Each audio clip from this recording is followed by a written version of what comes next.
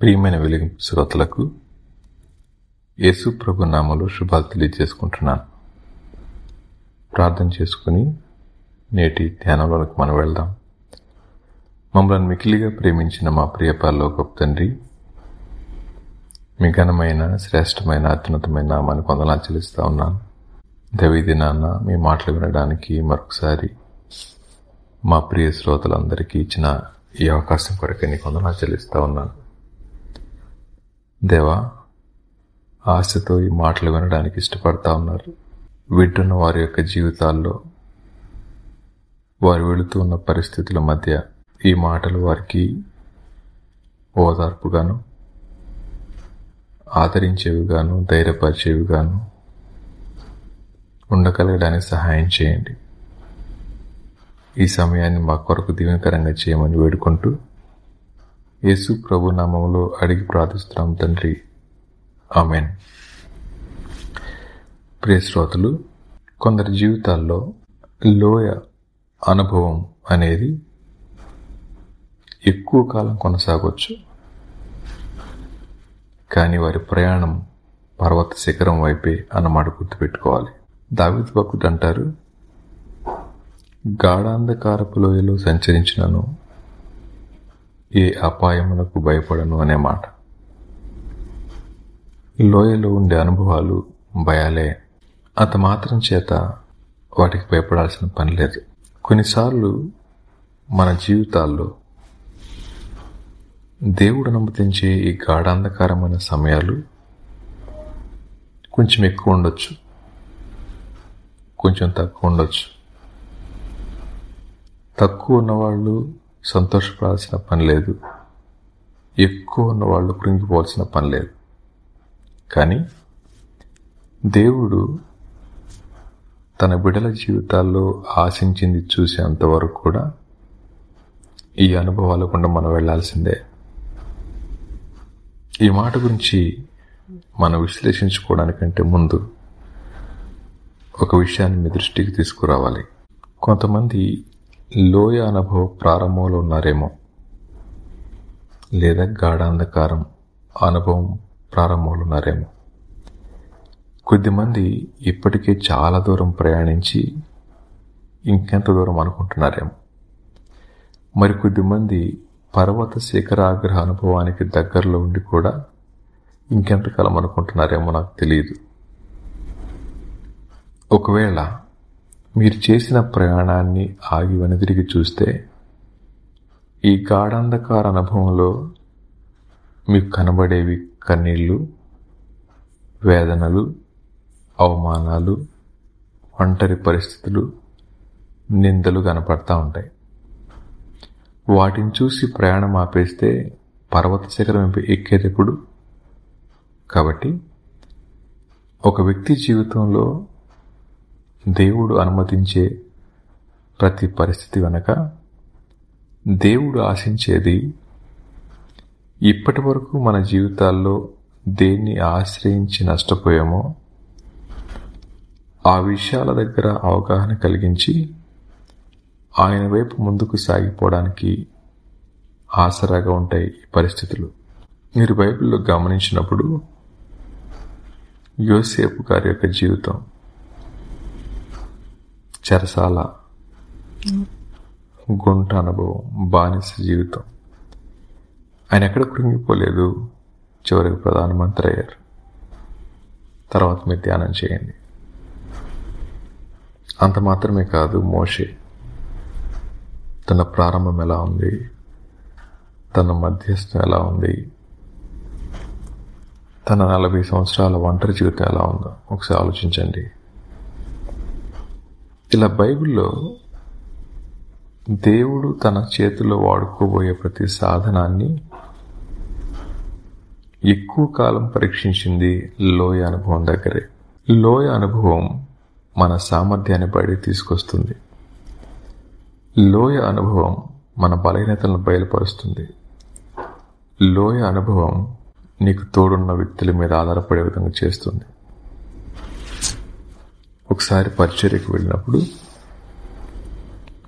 ఈ కొండలు చూడటానికి ఆనందమే కానీ నడవటానికి ఆనందం కాదు. పెద్ద పెద్ద లోయలు అవి. నేను వేరొక అన్నగారు కలిసి ప్రయాణం చేస్తూ ఉన్నాం. మమ్మల్ని నడిపించడానికి ఒక 3 సహోదరులు వచ్చారు, దారి చూపించడానికి. అది వారికి అలవాటైన అనుభవం, మాకు అది క్రొత్త. మొదటిసారి కదా అని మా ప్రయాణాన్ని ఒక చోట ఆపి అక్కడి నుంచి బయలుదేరాం లోయలోకి. కనుచూపు మేరలో పర్వతాలు తప్ప ఇంకేమీ కనబడడం లేదు. చుట్టూ లోయలు తప్ప ఇంకేం కనబడటం లేదు. మా ముందొకరు, మా వెనకొకరు, మా ప్రక్కన ఒకరు నడుస్తూ ఉన్నారు. అది కాలిబాట మాత్రమే. ఏమాత్రం అజాగ్రత్తగా ఉన్న లోయలో పడ్డమే. అలాంటి పరిస్థితుల్లో ప్రయాణం ప్రారంభం జరిగింది. వెళ్తా ఉన్నాం, అలసిపోతున్నాం. కానీ తొలిసారి అనుభవం కదా, ఇంకా వెళ్ళాలని ఆశ కనపడతా ఉంది. నా ముందు వెళ్తున్న వ్యక్తిని అడిగాను, ఇంకెంత దూరం అని. అదిగోండి, ఆ మలుపు తిరిగితే అయిపోద్ది అన్నాడు. ఎప్పటికీ ఆ మలుపు రావడం లేదు. ఒక 2 గంటలుగా మలుపు వచ్చింది. ఇంకెంత దూరం అన్నాను. అదిగోండి, ఎదురు కనబడుతున్న మలుపు తిరిగితే గమ్యస్థానం వచ్చేస్తున్నాడు. మళ్ళీ అలాగే. మళ్ళీ అక్కడికి వెళ్ళాం. ఆ కొంచెం ముందుకెళ్ళి కిందకి దిగి అదేనండి అన్నాడు. ఆశపడ్డాం. అక్కడికి వెళ్తే ఇంకొంచెం దూరం అన్నాడు. ఆ తదుపరి ఒక 3 గంటల తర్వాత, బాబు ఇంకెంత దూరం చెప్పండి అయ్యా నిజంగా అంటే, సార్ ఆ ఎదురుగా కనబడతా ఉన్న ఆ చెట్ల మధ్యలో ఉన్నది సార్ మా ఊరు అన్నారు.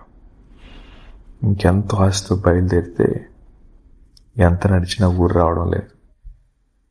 ఇదే మా ఊరు అని చెప్పిన తర్వాత నడిచిన దూరం 1.5 గంటన్నర. అలసిపోయాం, శరీరం సహకరించట్లేదు. ఊరు కనబడింది, దగ్గరికి వెళ్ళాం, కొంచెం భోంచేసాం, వాకి పరిచయం చేసుకున్నాం. ఒక 1/2 గంటలో మరలా బయలుదేరాం. అదే దారిలో తీసుకెళ్ళిన నీరు అయిపోయినాయి, తినడానికి ఏం లేవు. మళ్ళీ 4 గంటల ప్రయాణం నడవాలి. భారమైన శరీరాలు, అడుగు పడడం లేదు. అలవాటు లేని ప్రయాణం, శరీరం సహకరించడం లేదు. కానీ తప్పక వెళ్ళాలి చీకటి పడేలోపు. అలా సాగుతున్న మా ప్రయాణంలో ఉన్నట్టుగా ఉండి నా పాదం పక్కకి వెళ్ళిపోవడం, అది చూసిన పిల్లలు కంగారు పడటం. చివరికి మేము ఎక్కడి నుంచి అయితే మరలా ప్రయాణం బండి మీద ప్రారంభించాలో అక్కడికి వెళ్ళేసరికి గుక్కెడు మంచినీళ్ళు కూడా లేకపోవడం. ఇక చనిపోతామేమో అని అనుకున్న సమయంలో దేవుడే మమ్మల్ని బలపరిచి క్షేమంగా గమ్యస్థానానికి చేర్చడం. ఆ తరువాత జరిగిన పరిణామాలు అద్భుతంగా దేవుని పనిలో ఉపయుక్తంగా ఉండటం ఎంత సంతోషం కలిగించాయి. ఈ మాట ఎందుకు ఎంతసేపు చెప్పానండి అంటే, ఈ మాటలు వింటా ఉన్న మా ప్రియ శ్రోతల జీవితాల్లో ఇప్పుడు అనుమతించబడిన శ్రమలు లేదా పరిస్థితులు, మీరు ప్రారంభంలో ఉన్నారేమో, లోయలో మధ్యలోకి వెళ్ళారేమో, ఇక చివరి దాకా వస్తున్నారేమో. ఆ శ్రమ సంబంధాల మధ్య అయి ఉండొచ్చు,